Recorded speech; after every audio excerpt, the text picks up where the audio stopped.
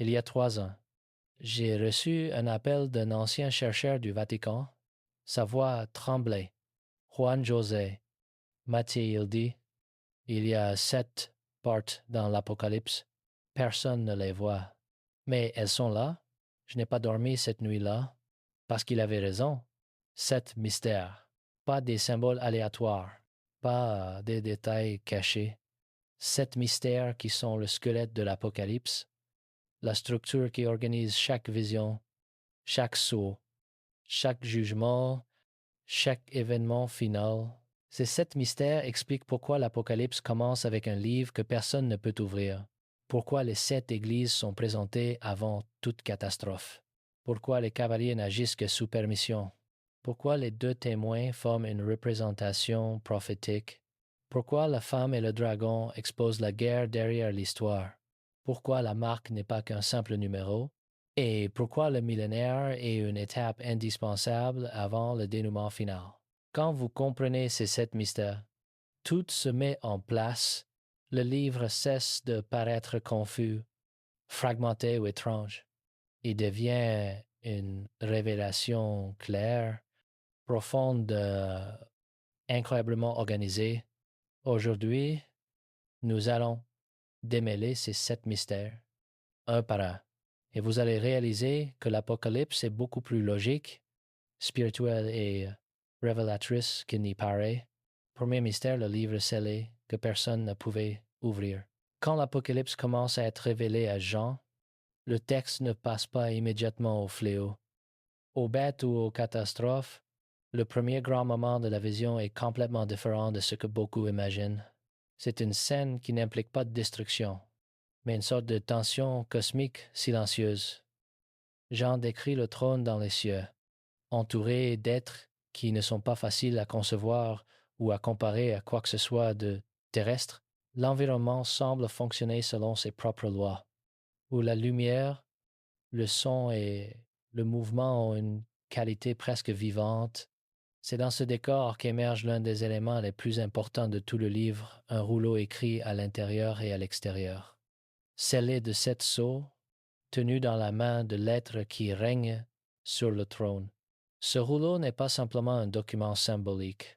Dans le contexte biblique, il représente quelque chose comme le registre officiel du plan de Dieu pour le monde. Dans l'Orient ancien, les rouleaux scellés étaient utilisés dans les contrats juridiques, les décrets royaux et les documents contenant des informations cruciales. Ce qui est en jeu dans le chapitre initial de l'Apocalypse est donc l'exécution définitive de la volonté de Dieu pour l'histoire. Quand un ange proclame d'une voix forte qui est digne d'ouvrir le rouleau et d'en briser les sceaux, la question est plus profonde qu'il n'y paraît. Il ne s'agit pas seulement de trouver quelqu'un de capable, mais quelqu'un avec l'autorité morale et spirituelle de toucher le document qui gouverne le destin de la création, et la réponse est surprenante. Personne, aucun être spirituel, aucun ange, aucun leader humain, personne au ciel, sur terre ou sous la terre ne se présente comme digne. C'est pourquoi Jean commence à pleurer. Non par peur de la fin, mais parce que l'absence de quelqu'un qui pourrait ouvrir le rouleau signifierait que l'histoire serait suspendue. Rien n'avancerait, la justice ne serait pas rendue, la restauration n'aurait pas lieu, le destin serait bloqué. C'est ici que surgit le premier mystère caché de l'Apocalypse. L'Apocalypse ne commence pas par le jugement, mais par une impasse. Elle ne commence pas par la catastrophe, mais par la recherche de quelqu'un de digne pour guider l'histoire. Et c'est à ce moment que la solution inattendue apparaît. L'un des anciens informe Jean qu'il y a effectivement quelqu'un de digne, le lion de la tribu de Juda, celui qui a vaincu. Mais quand Jean regarde, il ne voit pas un lion, il voit un agneau qui semble avoir été tué, mais qui est vivant. Ce détail est fondamental. L'Apocalypse révèle que l'autorité sur le destin ultime de l'humanité n'est pas entre les mains de quelqu'un qui a gagné le pouvoir par la force ou la guerre, mais de quelqu'un qui a triomphé par le sacrifice et l'abandon. Le pouvoir d'ouvrir le livre ne vient pas de la domination, mais de la rédemption. Et C'est le point central du premier mystère. Alors que beaucoup voient l'Apocalypse comme un livre de chaos et de destruction, le texte présente quelque chose de différent. L'avenir ne se déroule que parce que quelqu'un a été jugé digne, et cette dignité n'est pas basée sur la force, mais sur le caractère, l'abandon et la victoire morale. L'agneau prend alors le livre, et à partir de ce moment, le reste de l'Apocalypse commence à se dérouler. Sceaux, trompette, jugement et événements finaux ne suivent que parce que cette autorité a été accordée à l'agneau. Ce que ce mystère révèle est simple et profond à la fois.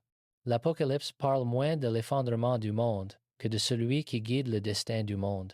Elle montre que l'histoire n'est pas une séquence aléatoire d'événements. Il y a un document, un plan, un contrôle, et il y a quelqu'un qui gouverne le déroulement de ce plan, non par la force brute, mais par la valeur de ce qu'il a fait. C'est le premier grand mystère caché de l'Apocalypse. Le centre de la vision n'est pas le chaos futur, mais l'autorité légitime de celui qui guide l'avenir. Deuxième mystère, les sept églises comme carte spirituelle de la fin. En avançant dans le début de l'Apocalypse, Jean n'est pas immédiatement transporté vers des scènes de destruction mondiale. Avant tout événement cosmique, il reçoit des messages spécifiques destinés à cette communauté réelle d'Asie mineure. Pour beaucoup de lecteurs, ces messages ne sont que des conseils pastoraux locaux ou des avertissements spécifiques pour les églises du premier siècle. Mais dans la structure littéraire de l'Apocalypse, ils remplissent un rôle beaucoup plus profond. Ils fonctionnent comme une carte spirituelle qui prépare le lecteur pour le reste du livre. C'est le deuxième mystère caché. Les messages aux sept églises ne sont pas que des lettres, ils sont l'introduction interprétative à l'Apocalypse. Le contenu qui suit trompette, jugement et vision n'a de sens complet que lorsqu'il est vu à la lumière de ces sept descriptions spirituelles. Chacune des églises représente une condition spécifique trouvée parmi les chrétiens du premier siècle, persévérance, distraction, complaisance, fidélité, fragilité, euh, résistance et crise spirituelle.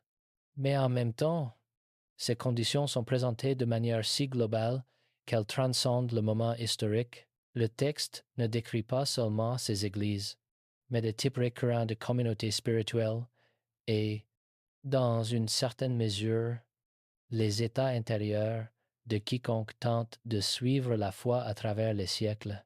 C'est le point qui transforme les lettres en quelque chose de plus grand que des messages locaux. L'Apocalypse commence par identifier comment les êtres humains, même au sein de la foi, réagissent à un monde en transition. Avant de présenter la bataille finale entre le bien et le mal, l'auteur montre qu'il y a une bataille intérieure, l'oscillation constante entre la fidélité et l'apathie, le courage et la peur, l'engagement et la neutralité. Et c'est ici que surgit le deuxième mystère. Les sept églises fonctionnent comme un diagnostic spirituel de l'humanité avant le déroulement des événements finaux. Elles présentent sept positions possibles et montrent comment chacune influence la façon dont quelqu'un affrontera les tensions et les révélations présentées dans les chapitres suivants. Un autre détail important est la structure répétitive des lettres. Elles commencent toutes par une présentation du Christ, suivie d'une évaluation, puis d'une exhortation et enfin d'une promesse. Cette structure crée un modèle littéraire qui prépare le lecteur. L'Apocalypse sera un livre qui alterne entre révélation, évaluation et promesse du début à la fin. Les descriptions du Christ dans chaque lettre servent aussi de guide interprétatif. Dans une église, il est présenté comme celui qui a les 7 étoiles, dans une autre comme celui qui a l'épée tranchante, dans une autre comme celui qui a des yeux comme une flamme de feu. Ces images ne sont pas aléatoires. Elles réapparaissent tout au long du livre, servant de marqueurs visuels qui aident le lecteur à reconnaître qui est aux commandes. Même quand les événements semblent échapper à tout contrôle, les promesses finales de chaque lettre sont également cruciales. Elle parle de manger de l'arbre de vie, d'échapper à la seconde mort, de recevoir un nom nouveau, d'être assis sur le trône avec Christ. Ces promesses ne sont pas des récompenses arbitraires. Elles fonctionnent comme des avant-premières du dénouement de l'Apocalypse. Ce que le livre promet à la fin, un nouvel ordre, la défaite définitive du mal. La restauration complète est déjà annoncée dès les premières lettres. Les 7 églises, donc, ne sont pas une introduction déconnectée du reste du texte. Elles sont la base interprétative. Elles révèlent que l'Apocalypse n'est pas seulement une description d'événements externes, mais aussi une analyse de la façon dont ces événements affectent et révèlent la nature intérieure de ceux qui les vivent. C'est le deuxième mystère caché. Les lettres aux 7 églises ne sont pas un prologue, mais la première couche d'interprétation. Elles montrent au lecteur que l'Apocalypse traite des tensions spirituelles, pas seulement cosmiques, et elle prépare le terrain pour que tout ce qui vient ensuite soit compris non seulement comme une séquence d'événements, mais comme un processus de révélation qui expose les choix, les loyautés et la véritable nature de chaque être impliqué dans l'histoire. Troisième mystère, les cavaliers et l'autorité divine sur l'histoire. Quand les sceaux du livre sont ouverts un par un, ce qui émerge n'est pas le chaos immédiat, c'est une séquence ordonnée d'événements qui suivent une permission explicite. Chaque sceau est ouvert par l'agneau et à chaque ouverture, quelque chose de spécifique se déroule. Les 4 premiers sceaux libèrent ce que beaucoup appellent les 4 cavaliers de l'Apocalypse. Ces figures sont généralement interprétées comme des forces destructrices lâchées sur le monde. Mais dans le texte, elles agissent d'une manière très différente de ce que cette lecture suggère. Elles ne sont pas des entités autonomes causant du chaos de leur propre volonté. Elles sont invoquées, appelées, autorisées à agir. C'est le troisième mystère caché. Les cavaliers n'agissent pas de manière indépendante. Ils ne représentent pas des forces en dehors du contrôle divin. Ils fonctionnent à l'intérieur d'un cadre où leur action dépend d'une autorité supérieure. À chaque sceau ouvert, l'un des 4 êtres vivants autour du trône dit « Viens ». Ce mot est crucial. Il révèle que les cavaliers n'arrivent pas simplement. Ils sont convoqués. Ils ne représentent pas le début du chaos, mais l'exécution d'un plan qui a toujours été sous contrôle. Le premier cavalier, monté sur un cheval blanc et portant une couronne, et est souvent interprété comme une conquête, peut être militaire ou idéologique. Le deuxième, sur un cheval rouge, enlève la paix de la terre et apporte l'épée. Le troisième, sur un cheval noir, porte une balance, symbolisant la pénurie économique et l'injustice dans la distribution des ressources. Le quatrième, sur un cheval pâle, est appelé Mort, et il est suivi par le séjour des morts. Son autorité est de tuer par l'épée. La famine, la peste et les bêtes sauvages, ces 4 figures ne sont pas présentées comme des événements imprévus. Elles sont des éléments d'un processus. Elles représentent des forces qui, tout au long de l'histoire humaine, ont toujours existé: conquête, guerre, inégalité économique et mort. Ce que l'Apocalypse fait, c'est montrer que ces forces ne fonctionnent pas en dehors du plan divin. Elles ne sont pas la preuve de l'absence de Dieu, mais des instruments qui révèlent la vraie nature des systèmes humains et des choix faits tout au long de l'histoire.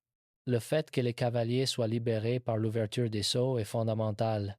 Cela signifie que ce qui se passe n'est pas une perte de contrôle, mais une révélation contrôlée. L'Apocalypse ne décrit pas un monde échappant à Dieu.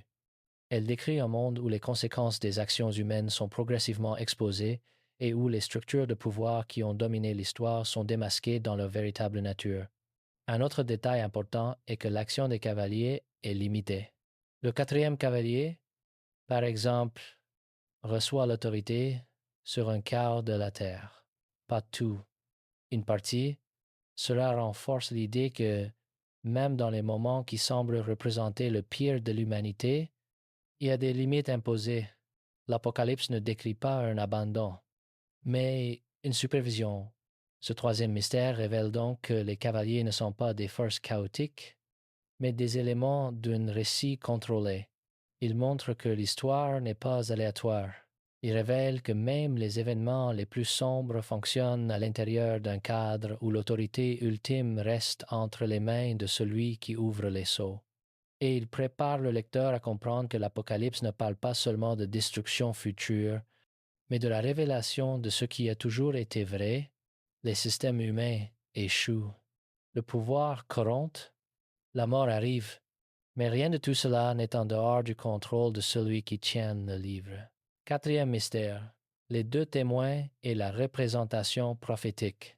Au milieu de l'Apocalypse, après les sauts et avant les coupes, apparaît une figure narrative qui déroute beaucoup de lecteurs, les deux témoins. Ces personnages sont décrits comme ayant une autorité prophétique, la capacité de fermer le ciel pour qu'il ne pleuve pas, de transformer l'eau en sang et de frapper la terre de toutes sortes de fléaux. Ils prophétisent pendant 1260 jours, vêtus de sacs, et à la fin de leur témoignage, ils sont tués par la bête qui monte de l'abîme. Leur corps reste exposé dans les rues de la grande ville pendant 3 jours et demi, tandis que les habitants de la terre se réjouissent et s'échangent des cadeaux. Mais après ce temps, un souffle de vie de Dieu entre en eux. Ils se lèvent et une grande peur saisit ceux qui les voient. Qui sont ces deux témoins?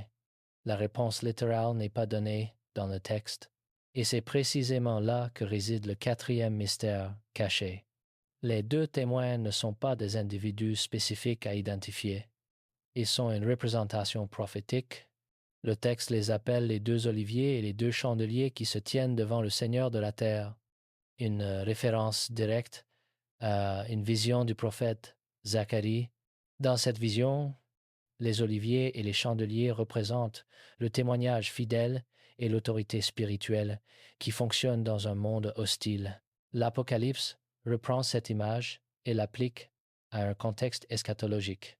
Les deux témoins fonctionnent donc comme un symbole du témoignage prophétique qui persiste même face à l'opposition totale. Ils ne sont pas là pour être identifiés par un nom, mais pour représenter une fonction, le maintien de la vérité dans un environnement qui la rejette. Un détail important est que leur témoignage a une durée définie, 1260 jours.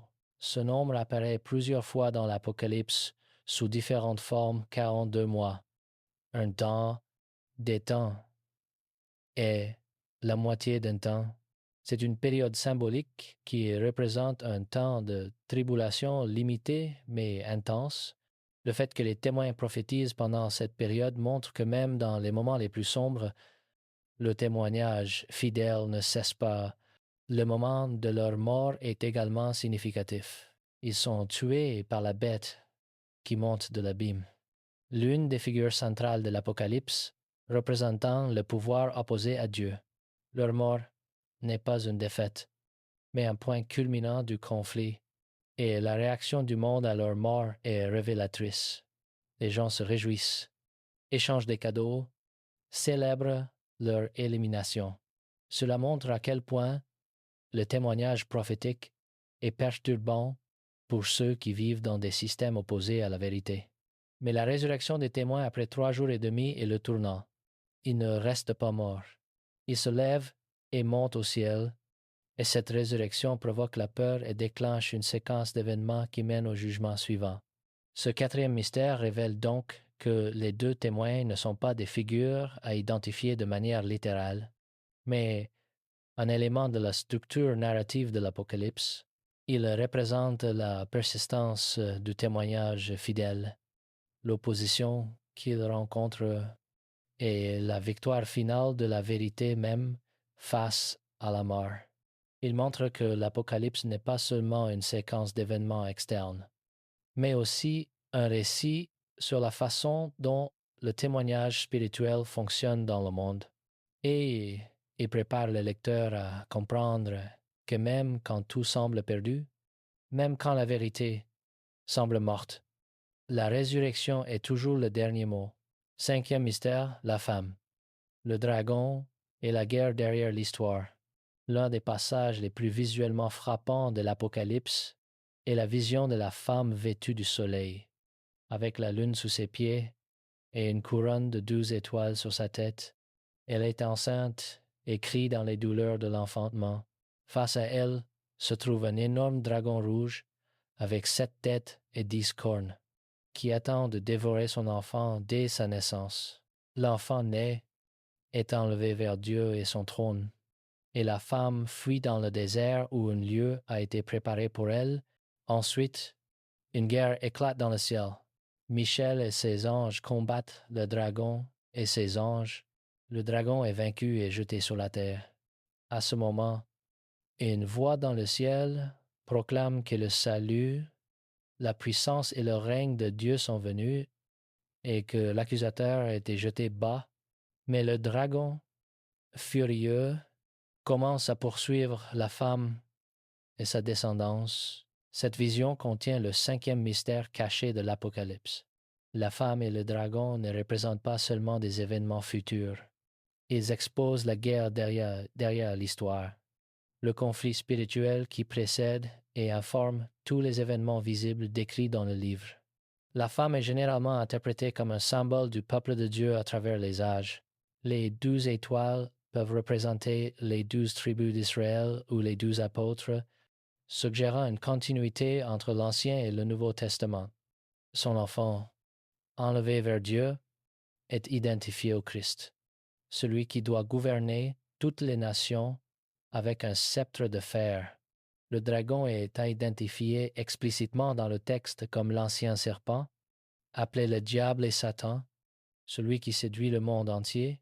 Ce qui est crucial ici, c'est que l'Apocalypse ne présente pas cette guerre comme quelque chose qui commence dans l'avenir. Elle révèle une guerre qui a toujours existé. Le conflit entre le dragon et la femme, entre Satan et le peuple de Dieu, n'est pas nouveau. L'Apocalypse l'expose simplement dans son contexte le plus large. Le fait que le dragon soit jeté du ciel sur la terre est un tournant narratif. Cela signifie que sa sphère d'action a été restreinte. Il ne peut plus accuser les croyants devant Dieu. Sa défaite dans le ciel est déjà accomplie. Mais sur terre, il continue à poursuivre la femme et sa descendance. C'est ici que le mystère devient plus profond. L'Apocalypse montre que la bataille visible, les événements catastrophiques, les bêtes, les jugements est en réalité l'expression d'un conflit spirituel plus profond. Ce qui se passe sur terre est le reflet de ce qui s'est passé dans les cieux. La guerre n'est pas aléatoire. Elle a une origine, une cause et un résultat déjà déterminé. Le dragon sait qu'il a peu de temps. Cette conscience crée une urgence et une intensité dans ses actions et poursuit la femme, fait la guerre à sa descendance, ceux qui gardent les commandes de Dieu et qui portent le témoignage de Jésus. Ce cinquième mystère révèle donc que l'Apocalypse n'est pas seulement une chronologie d'événements futurs, c'est une révélation de la structure du conflit qui traverse toute l'histoire.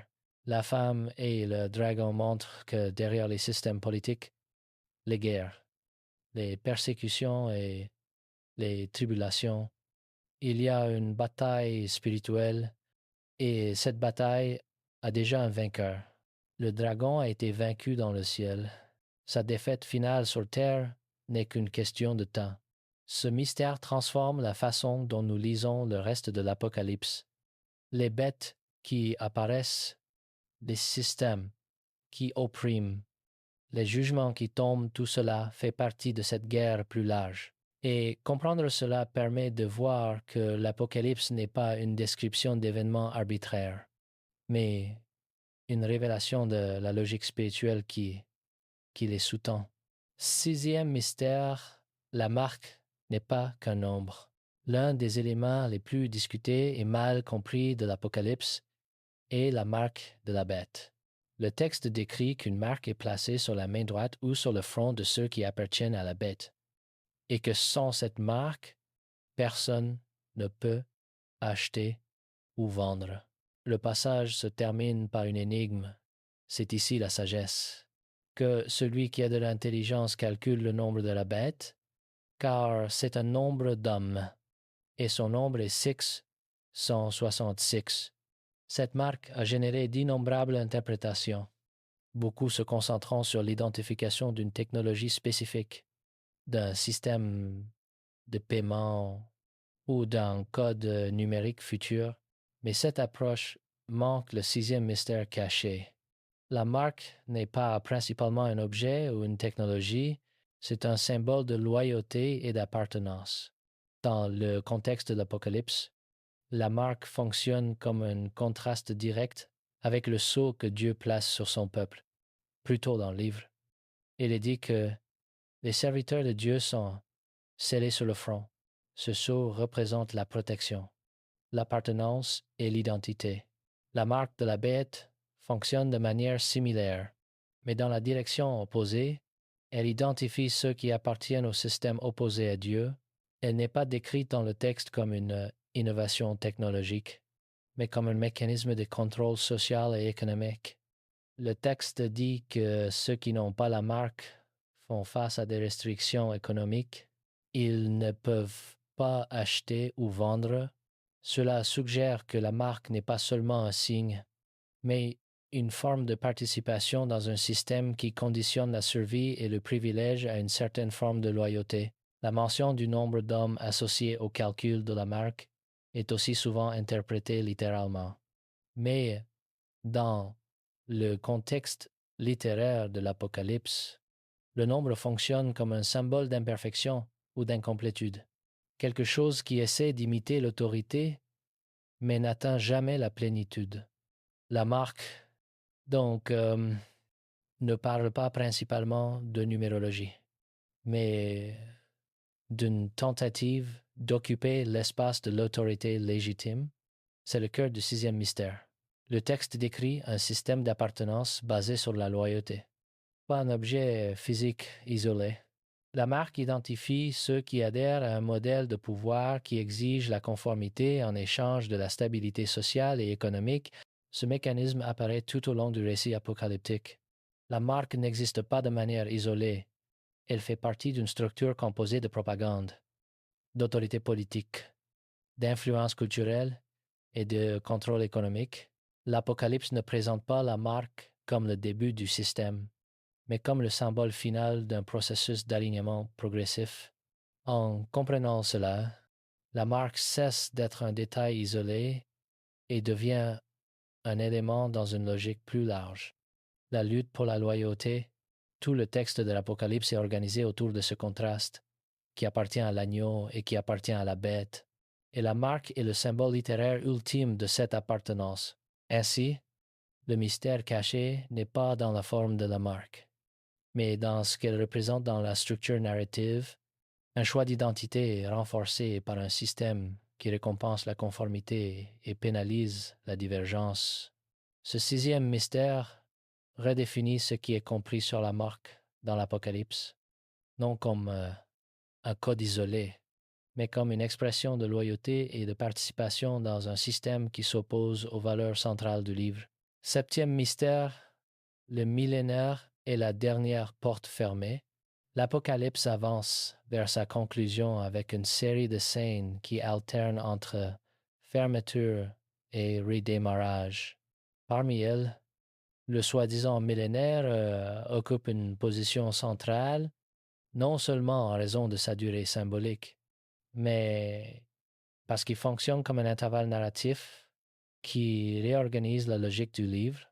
Plus qu'une période chronologique, le millénaire est présenté comme une phase transitoire délimitée, observée et contrôlée. C'est le septième mystère caché. Le millénaire n'est pas la fin de l'histoire. C'est la préparation pour la décision finale sur le sort du mal. Le texte décrit qu'après une séquence d'événements à grande échelle, un emprisonnement temporaire du dragon se produit. Cet emprisonnement n'est ni accidentel ni définitif. C'est une période spécifique avec un début et une fin définie dont la fonction est de créer une pause dans l'activité trompeuse du mal. Cette pause offre un contraste clair. Que se passe-t-il quand l'influence du mal est retirée de la scène? L'Apocalypse utilise le millénaire pour répondre à cette question. Pendant cette période, le récit se concentre sur l'idée de restauration et d'ordre. Des trônes sont établis, l'autorité est déléguée et une forme juste de gouvernement se manifeste. Dans le texte, cette phase fonctionne comme une sorte de contrepoint au système précédent dominé par l'oppression et la corruption. Mais le point crucial et souvent ignoré est que le millénaire n'élimine pas le mal. Il ne fait que restreindre sa portée. Cette restriction temporaire prépare la scène pour quelque chose de plus grand, l'évaluation définitive de la nature du mal et de sa persistance. Voilà le cœur du mystère. Le millénaire est présenté comme une démonstration littéraire que même après une période d'ordre et de justice, des décisions morales doivent encore être prises. Par conséquent, à la fin de cette période, le texte décrit la libération du dragon. Non pas parce que sa force est nécessaire ou parce que le chaos doit revenir, mais parce que cette libération est l'étape finale du processus d'évaluation. Cette libération temporaire a deux effets littéraires importants. Premièrement, elle crée une séparation finale entre ce qui est simplement stabilité externe et ce qui est conviction interne. Deuxièmement, elle expose la vraie nature du mal, qui retourne à l'action immédiatement dès que la restriction est levée. L'Apocalypse montre donc que le mal n'est pas simplement le résultat de circonstances. Son comportement reste cohérent même après des périodes d'ordre. Cette étape mène au jugement final, mais pas comme un moment soudain ou arbitraire. Le jugement émerge comme une conclusion logique à la séquence narrative. Le texte a démontré l'impact du mal tout au long de l'histoire humaine, a montré son caractère opposé sur le plan spirituel, a limité son action pendant le millénaire et a révélé son intention après la libération. La sentence qui suit n'est pas présentée comme une intervention inattendue, mais comme une étape naturelle dans une évaluation complète. Le millénaire, donc, n'est pas le point culminant de l'Apocalypse, mais la préparation finale. Il fonctionne comme une porte intermédiaire entre les événements historiques et l'état définitif. Le dragon est libéré, agit et est finalement vaincu de manière irréversible. Alors se produit ce que le texte appelle un nouveau ciel et une nouvelle terre. Une étape qui n'a ni retour ni redémarrage. Le septième mystère révèle donc que le millénaire parle moins de chronologie que de structure narrative. Il démontre que le mal n'est pas éliminé simplement par l'imposition d'un ordre externe. Il montre que même dans des circonstances contrôlées, une tension demeure qui doit être résolue de manière définitive. Il montre que l'Apocalypse construit son argument en couche exposition, confrontation, limitation, test final et fermeture. Oui, le millénaire est la dernière porte avant le dénouement final. Un espace qui permet au texte de montrer, pour la dernière fois, la différence entre ordre temporaire et transformation définitive. Ce n'est qu'après cette étape que l'Apocalypse présente sa scène finale, où le mal n'est plus restreint ou toléré, mais éteint, et le récit passe de l'histoire à l'état permanent. Le septième mystère, donc, est la compréhension de la fonction du millénaire comme élément de transition, de test et de préparation littéraire pour la fermeture complète du conflit qui a commencé bien avant les événements finaux. En rassemblant ces 7 mystères, l'Apocalypse cesse d'être simplement un livre sur la fin et se révèle comme la construction d'un but. Chaque vision, chaque symbole, chaque conflit pointe dans la même direction. Le chemin qui mène au royaume du Christ n'est pas seulement l'histoire qui se termine. C'est l'histoire qui arrive où elle a toujours été destinée à arriver. L'Apocalypse ne décrit pas le chaos.